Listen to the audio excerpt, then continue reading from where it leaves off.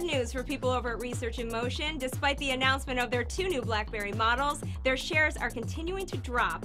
In the last 4 days, RIM has lost more than 25% of its market value. That's gotta hurt. The BlackBerry 10 is thought to be a major improvement over its predecessors, but investors think maybe it's a little too late. Reality hurts. A new study found that iPhone users have the highest phone bills. 59% of iPhoners spend over $100 on their phone bill, while 56% of Windows users spend that much, and 53% of Android users throw that down on their phone bill too.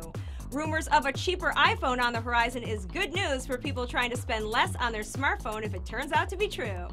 Facebook, the world's #1 social network, doubled its mobile advertising revenue in the last quarter as it continues to expand its business aggressively onto handheld devices.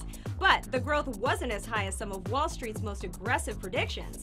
Extending its reach on mobile devices is crucial as more and more of its more than 1 billion users begin to access its network via smartphones and tablets. According to a Senate survey of top U.S. chief executives, many Fortune 500 companies support the creation of federal cybersecurity standards to protect them from internet threats like hacking as long as they're voluntary. The report resulted from letters sent to Fortune 500 companies last year by Senator Jay Rockefeller, the Democrat from West Virginia who authored a now expired cybersecurity bill and is currently renewing his push for such legislation. The world's leading supplier of chips for cell phones, Qualcomm, reported their quarterly earnings. With growing demand for smartphones and high-speed wireless service, the revenue beat Wall Street expectations and raised its financial targets for this year, while shares rose 6.4% on the news. The company, which also announced the retirement of its CFO, said it was seeing strong growth in emerging markets such as China and Latin America.